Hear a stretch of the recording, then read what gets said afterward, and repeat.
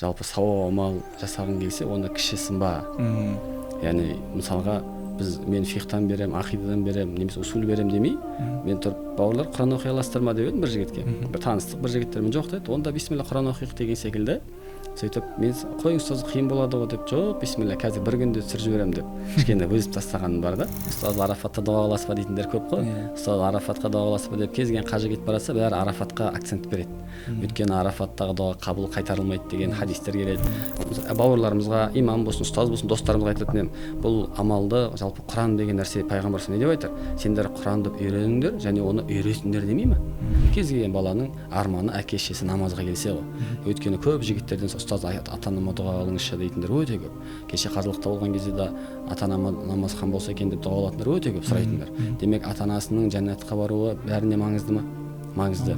Ұстаздарымыздан естігеніміз, қажылықта қалай қылдыңыз деген кезде, енді әрине ол да бір құлшылық болғаннан кейін былай қылдым делінбейді дейді. Бірақ қажылықтағы бір ғибраттарыңыз болса айтуға болады дейді. Кімдерге жолықтыңыз, жалпы кімдерді көрдіңіз деген секілді осыларды айтайын иншалла.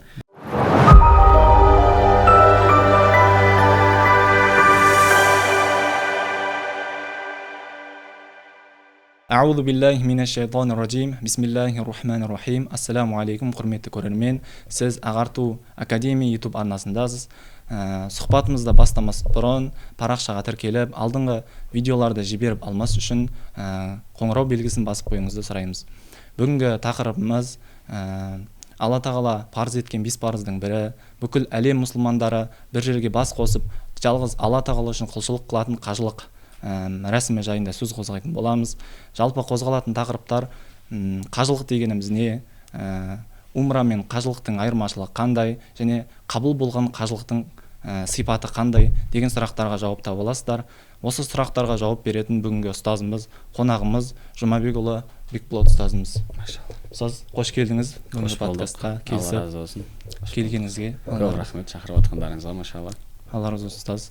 Ұстаз, бірінші сұрағымыздан бастасақ, бірінші сұрағым ұстаз, қажылықтың адам өміріндегі маңызы қандай, және умра мен үлкен қажылықтың айырмашылығы қандай деген сұрақтан бастасақ ұстаз. Бисмилля, вассалату вассаламу аля расулилля. Жалпы Мадияр бауырым, мен жалпы қажылық бұл үлкен фарыз болған амал. Исламда 5 фарыздардың бірі бұл қажылық амал. Ал енді умра амалына келетін болса, умра амалы бұл сүннет амал. Пайғамбарымыз саллаллаху алейхи ва саллям Ханафи мазхабында сунна муаккада дейді, бекітілген сүннет болып табылады екен. Өйткені пайғамбарымыз саллаллаху алейхи ва саллям өмірінде 4 рет умра жасаған деп келеді, және өмірінде 1 рет қажылық амалын жасаған деп келеді. Енді жалпы қажылық амалы Алла тағала Құранда стазбилля «Уалиллахи аля-нас хиджул бейт», яғни Алла үшін адамдарға міндеттелді Каабаны қажылық қылуға. Бірақ мән истата илейхи сабила, кімде кімге шамасы жеткен болса дейді. Яғни кімнің шамасы жетіп, жағдайы болып, ақшасы болып, және де жолдың амандығы болып, осы нәрселер болатын болса, онда оған қажылық фарз болады. Демек қажылық амал фарз амал, және оның машақаты да үлкен. Өйткені әл-хаджу машаққа дейді. Өйткені қажылық деген машақаттан тұрады дейді. Демек қажылықтың сыйы не екен? Жәннат. Қажылық демек үкімі фарз болды. Ал енді умра амалы не болды? Сүннет амалы болды. Сондықтан қажылық амалы фарз амал болғанда өте үлкен және өте маңызды амалдардың бірі. Және де мұсылман адам қажылық амалына барып келсе, пайғамбарымыз сүйіншілеген екен. Әл-хаджул мабрур, қабыл болған қажылықтың сыйы дейді, тек қана жәннат деп келеді. Демек қабыл болған қажылық болса, иншалла, онда ол яғни жәннат болып табылады екен. Ал умраға байланысты пайғамбар аятта да келтіреді, яғни сендер аттимул хадж вал умрата лиллахи, сендер қажылықты және умраны Алла үшін толықтырыңдар. Яғни тамамдаңдар, толықтырыңдар деп, бірақ бұл жерде біз не дейміз, яғни умра амалы сүннет болып табылады дейміз иншалла. Осындай айырмашылықтар бар, Аллаху алам. Алла разы болсын ұстаз. Келесі сұрағымыз, ең қасиетті жерге ұстаз барып келдіңіз, жақын арада үлкен қажылық жасап, құлшылығыңызды қабыл етсін Алла тағала сөз. Амин. Жалпы қандай хикметтерді сезіндіңіз, қажылықтан қандай ләззат дей ма? Машалла. Енді жалпы бұл жерде Аллаға шүкір, Алланың қалауымен әуелі Алла, одан кейін Хикмет Travel деген компаниямен баруға нәсіп болды. Өйткені жалпы бұл жерде Хикмет Travel компаниясына алғысымды білдіргім келеді. Неге? Өйткені яғни адамға рахмет айтпаған Алла рахмет айтпайды дейді ғой. Бұл жерде біздің де баруымыз Алланың қалауымен сол Хикмет Travel компаниясының қонақ деген программасы бар екен.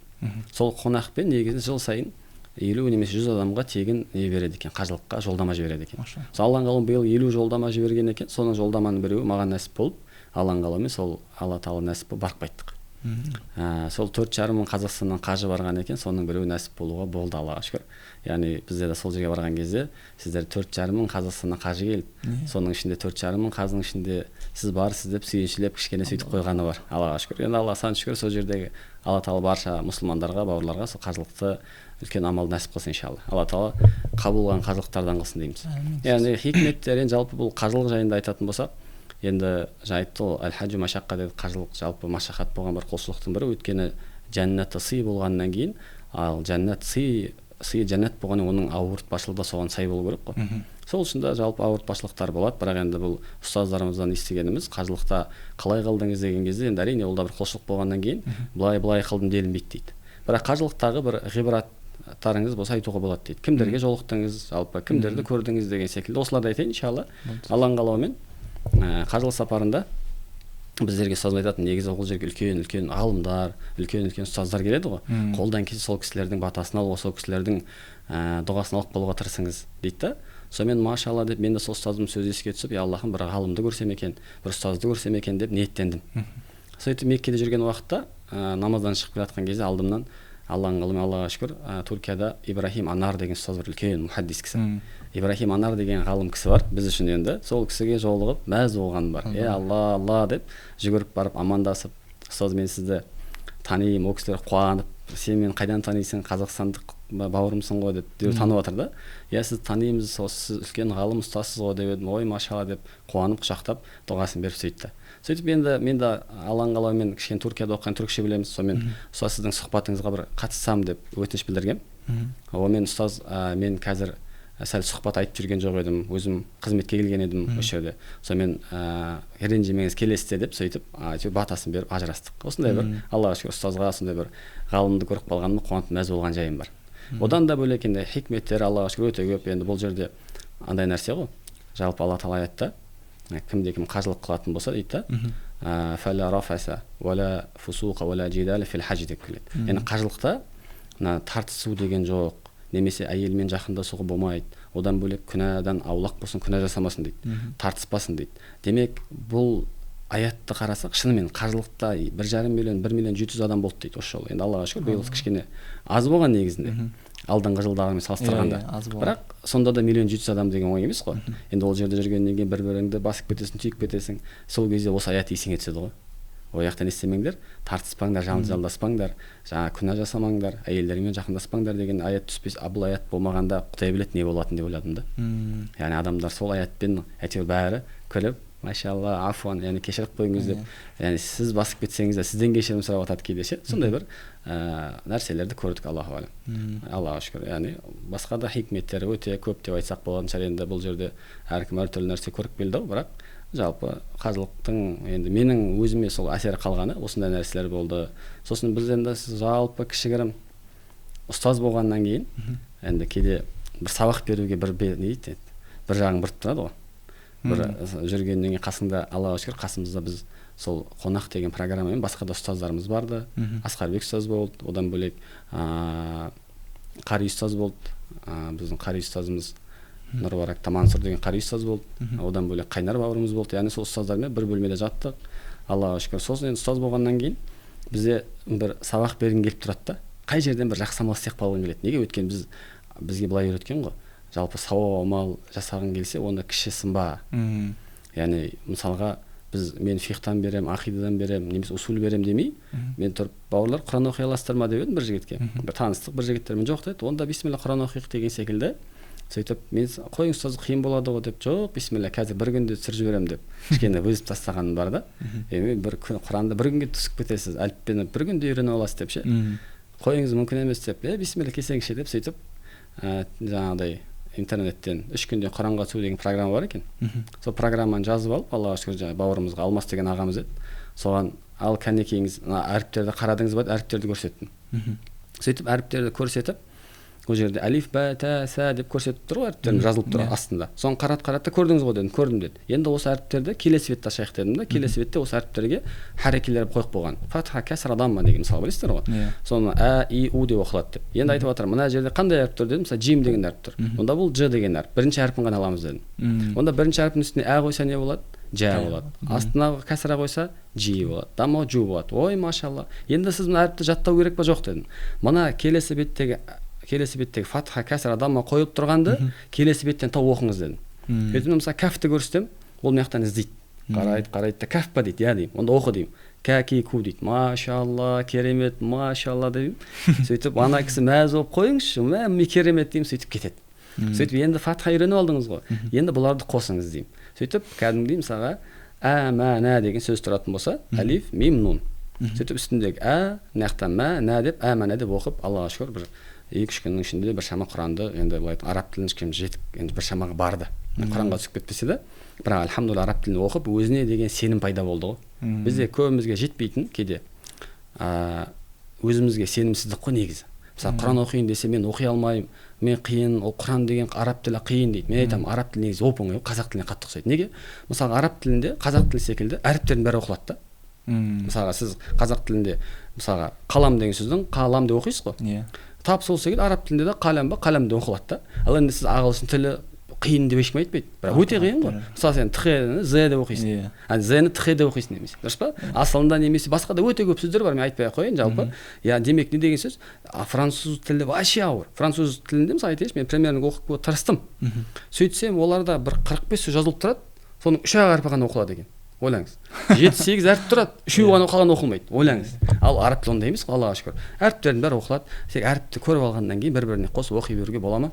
Әрине болады. Сол үшін ойлаймын, иншалла, мен көбінесе бір кітап бастаған болсам да, немесе осылай дәріс беріп бастаған болсам да, адамды сендіруге тырысамын. Сен қолынан келеді деуге тырысамын. Ана адам өзіне былай көзінде от пайда болғаннан кейін әрмен қарай алып кетеді. Яғни осындай бір иншалла жақсы бір Алла тағала осындай істерге тауфиқ қылды деп айтайықшы. Яғни мен демейін, Алланың тауфиғымен, Аллаға шүкір, осындай бір кісіге себепші болып, кішкене көзіне от бергеніміз бар яғни. Жақсы, яғни сол үшін мен де айтатын едім, кейбір бауырларымызға, имам болсын, ұстаз болсын, достарымызға айтатын едім, бұл амалды, жалпы Құран деген нәрсе пайғамбар не деп айтар? Сендер Құранды үйреніңдер және оны үйретіңдер демей ме? Сендердің жақсыларың Құранды үйреніп, оны үйреткендерің. Мә, досым. Құранға түсу керек еді бір. Сосын қатты айтты. Осы сен Құранға түстің ғой? Қай түстің осы Құранға? Мен ба? Не? Мен ағарту ап қосымшасымен түстім. Не? Егер сен түскің келсе, ниетің болса, егер осы қосымшаны ұсынамын досым. Бұл жақта Еркінбек Шоқай, Асқар Сабин деген мықты ұстаздар сабақ береді ғой. Бірден тапсырмасын орындаймын.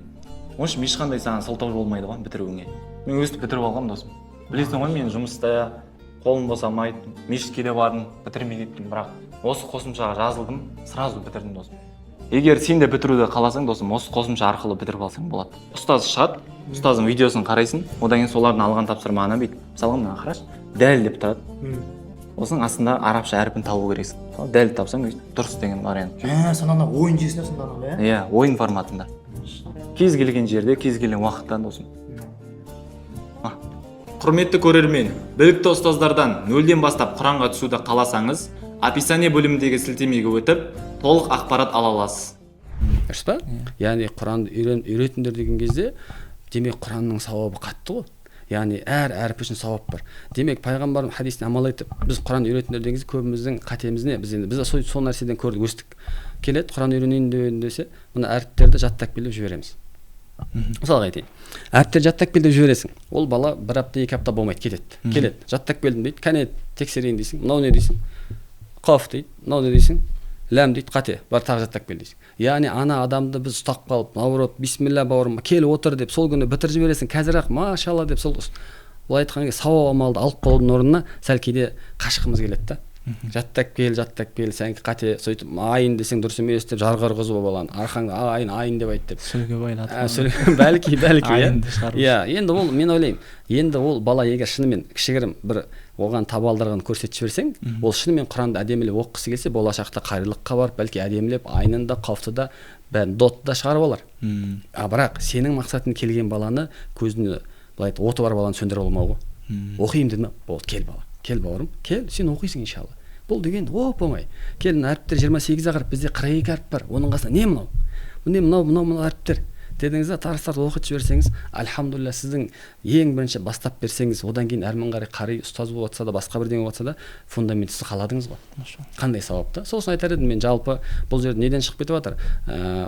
Жалпы ешқандай амалдың бәрін не істемеу керек, асынбау керек. Мен усул берем, ақида берем емес, қолдан келсе Құранның өзінде үлкен қарап, иншалла бұл да сауап амал ғой деп, осындай бір ұстаздық тартып тұратын жеріміз бар енді кішігірім. Сондай мәселелер альхамдулилля. Күшті ұстаз, алла разы болсын. Осы орайда ұстаз, жалпы барлығымыз Құран үйренгіміз келеді, бірақ ұстаздардың көп баланы оқытуға шамасы келмейді, немесе сосын да бар да ол.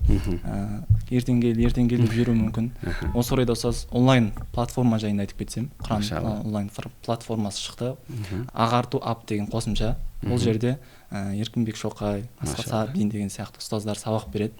Оған қоса әріптерді тест вариантында ұсыналады. Яғни тесттерді орындап отырып әріптерді жаттауға болады. Машалла. Яғни кері байланыс бар.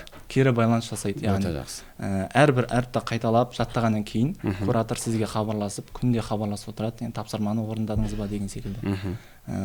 Ұстаздың онлайн тұрығы. Бұл платформа жалпы жұмысы бар, қолы көп босамайтын оқуға, Құран оқысы келетін жандарға арналады. Егер де сізде нөлден бастап Құранға түскіңіз келсе, ағарту ап қосымшасын ұсынамыз. Соз келесі сұрағымызға көшсек, келесі сұрағымыз, адам қажылықтан кейін қалай өзгеру керек? Жалпы қабыл болған қажылықтың сипаты қандай деген сұрақ?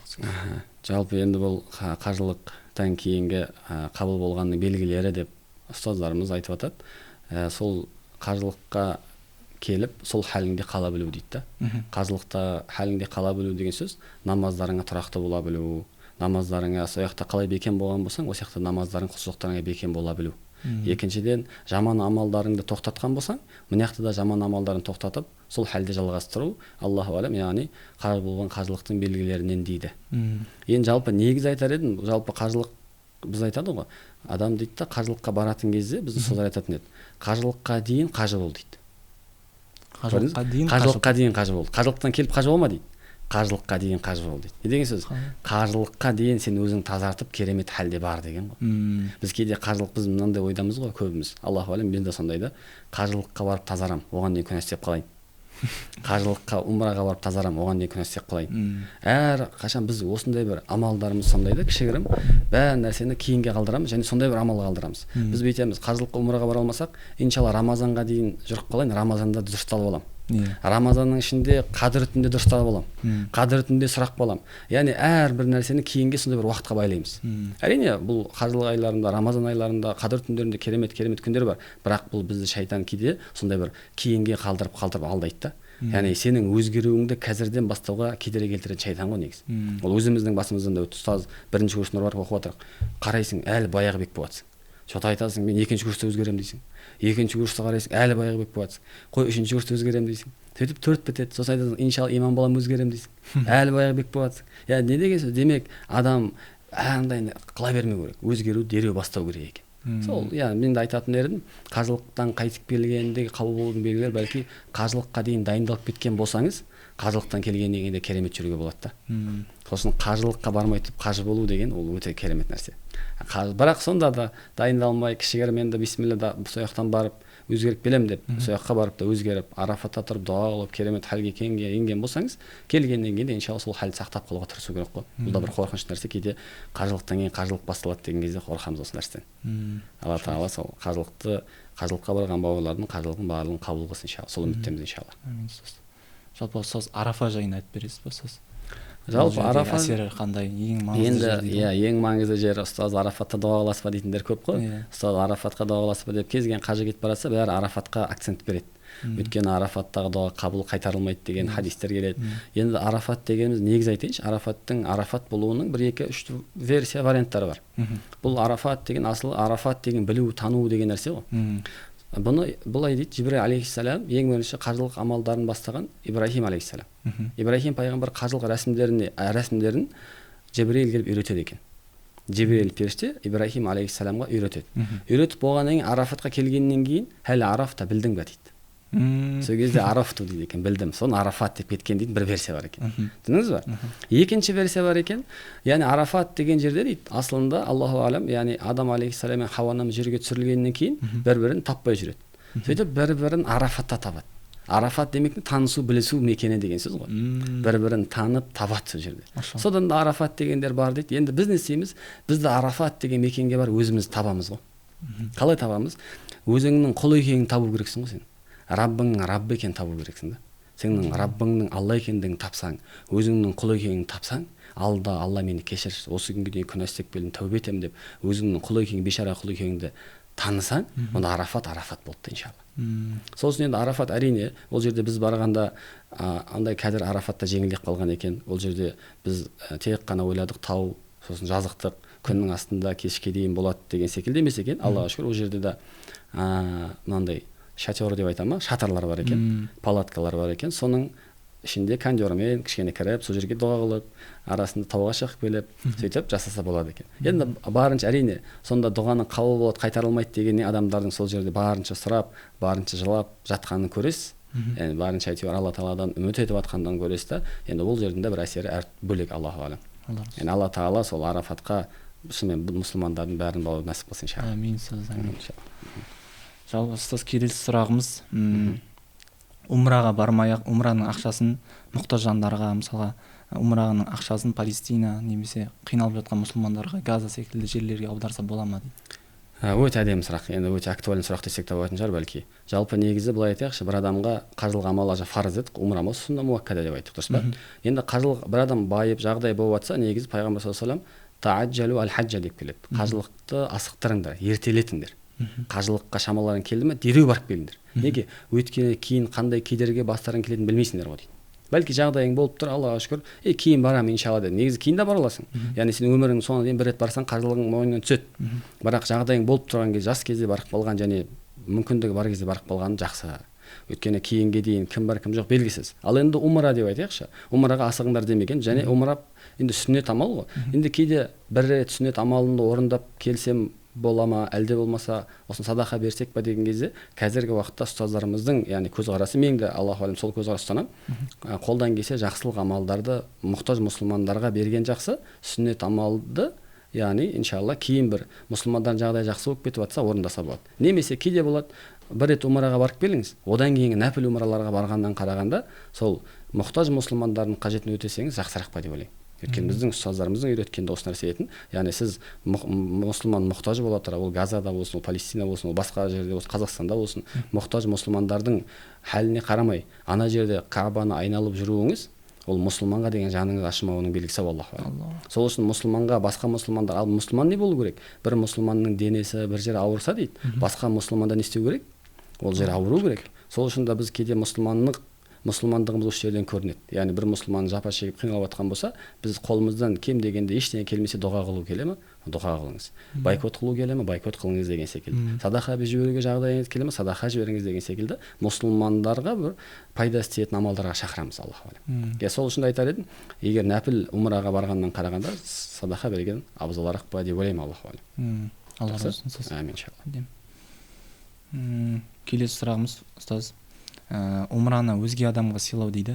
Яғни умраны білмейтін, яғни қажылық құлшылығын білмейтін адамдарға умра қажылығын сыйлап жатады. Мысалы әкесіне, ол кісілер білмесе де құлшылықтың не екендігін. Иә, өте жақсы. Енді түсіндім. Сыйлаудың үкімі. Үкімі дейсіз ғой. Енді жалпы умра болсын, қажылық болсын, айттық, өз алдына бір парыз құлшылық болған амал. Кейде бір бала шағасы ата-анасының да жәннатқа барғанын қалайды ғой. Кез келген бала шаға біз әке-шешемізді, я Рабб, әке-шешемізді өзің мейіріміңе бөле, бізді қалай мәпелеп өсірген болса деп дұға қыламыз. Әке-шешемізді жәннатта қалаймыз, дұрыс па? Кез келген баланың арманы әке-шешесі намазға келсе ғой. Өйткені көп жігіттерден ұстаз ата-анама дұға қылыңызшы дейтіндер өте көп. Кеше қажылықта болған кезде де ата-анама намазхан болса екен деп дұға қылатындар өте көп сұрайтындар. Демек ата-анасының жәннатқа баруы бәріне маңызды ма? Маңызды. Ал енді олар жақсылық қылғысы келіп, ата-анасы намаз оқымаса да, ата-анасы сондай жақсы амалды түсінбесе де, парыз екендігін білмесе де, кейін барам деп жүріп, бірақ баласы себеп болып беріп жатса, ол керемет нәрсе деп ойлаймын. Олар білуі шарт емес. ол жерде иншалла баратынның алдында сабақтар бар, дәрістер бар. Сол дәрістерді үйреніп, бәлки сол умрада болсын, бәлки сол қажылықта Алла тағала жүрегін ашып қоюы мүмкін. Ондай талай болып жатыр деп ойлаймын. Ондай талай болып жатыр, Аллаху алам. Әкесін немесе анасын, сол немесе сол бауырларын жаңағыдай сыйлық беріп, жақсы көретін адамына береді сыйлық негізі. Сен біреу саған қажылық сыйлығын немесе умра сыйлығын сыйлап жатса, ол сен жәннатқа барған қалап жатыр деп білу керек қой. Демек жақсы көрген адамына біреу беріп жатқан болса, онда оның тура жолға түскенін қалап жатқан болса, бәлки ол иншалла соның ниетімен қажылыққа барып өзгеріп келуі мүмкін. Сол жағынан алып қарасақ, әрине бұл керемет нәрсе деп ойлаймын иншалла. Яғни білмеу деген нәрсе тоспау керек. Бәріміз білмейміз, үйренеміз. Жаңағыдай барғасында үйреніп алса болады, сол жерде үйренсе болады, кетпей тұрып сауап оқыса болады. Сосын иншалла, егер бергісі келсе, оның үкімі ешқандай да жаман емес, яғни жайыз мубах деп айтайықшы иншалла, рұқсат. Алла разы болсын. Келесі сұрағымыз, умраны рассрочкаға алуға бола ма дейді.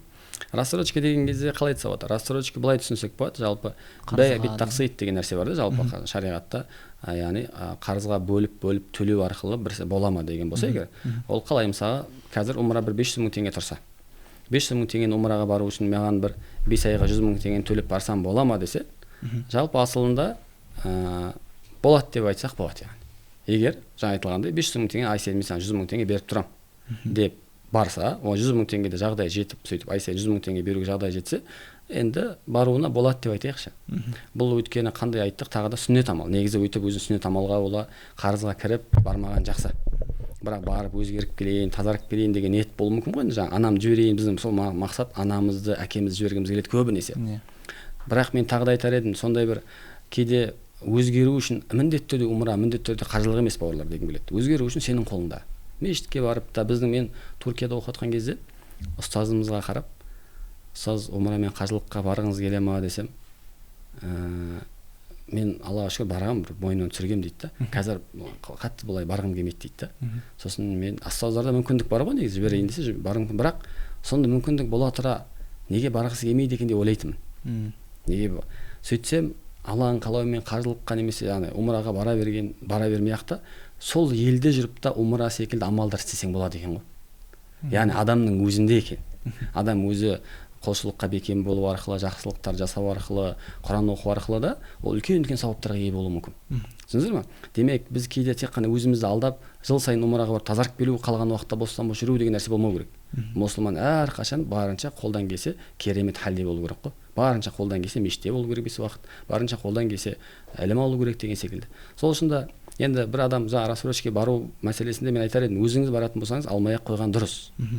Ал егер біреуді әке-шеңіз жібергіңіз келіп жатқан болса, бола ма? Болады. Бірақ егер жаңа айтылғандай рассрочканы кәдімгі адаммен келісіп, компаниямен, мысалы сізге айына 100 мың теңгеден бері 500 мың теңге деп келіссе, бірақ жаңағыдай арасына шарт кіріп кетсе, мен ол 500 мың теңге емес, егер төлей алмай қалсаң 600 мың болып кетеді деген, немесе бір кәсіпкер рассрочкамен десе, онда болмайды әрине. Бірақ бөліп төлеу деген нәрсе әрине болады, яғни Аллаху алам. Жақсы ма?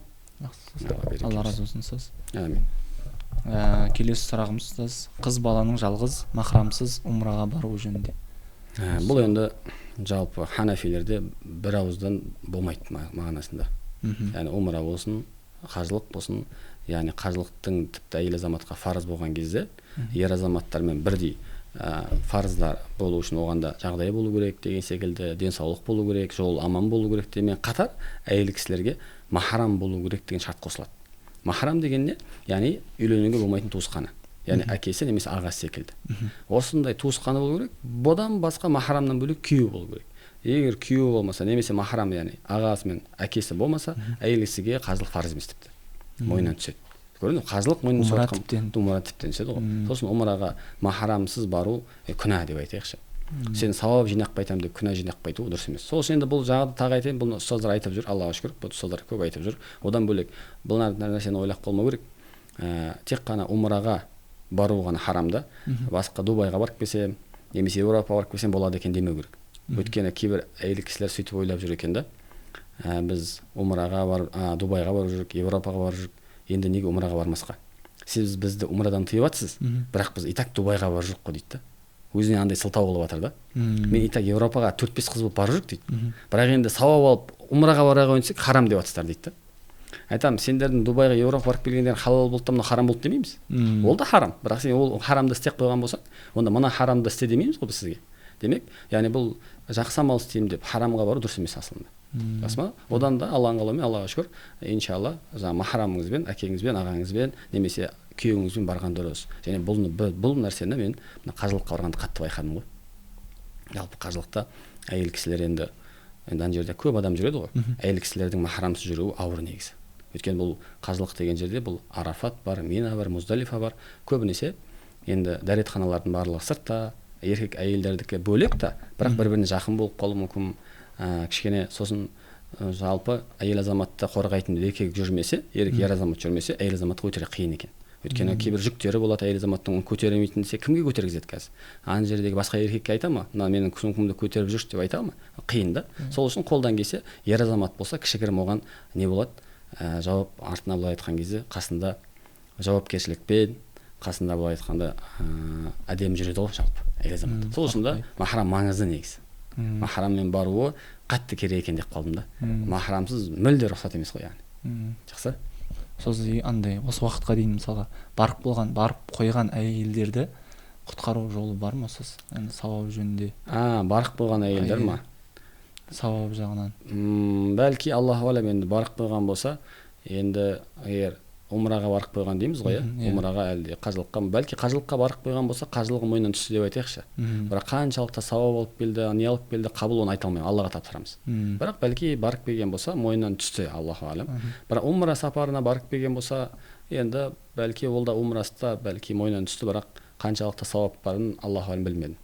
Бірақ анығында, яғни макрух екендігі анық болмайды, яғни әйелдерге. Сосын Алла жеңілдік берсін, бәлки басқа мазхабпен құтқаратын болсақ, бәлки басқа мазхабтарда баруға болатын үкімін алып, сол мазхабпен барып келген болса, солай құтқаратын шығармыз. Ханафилерді құтқару қиын яғни. Жақсы? Алла разы болсын.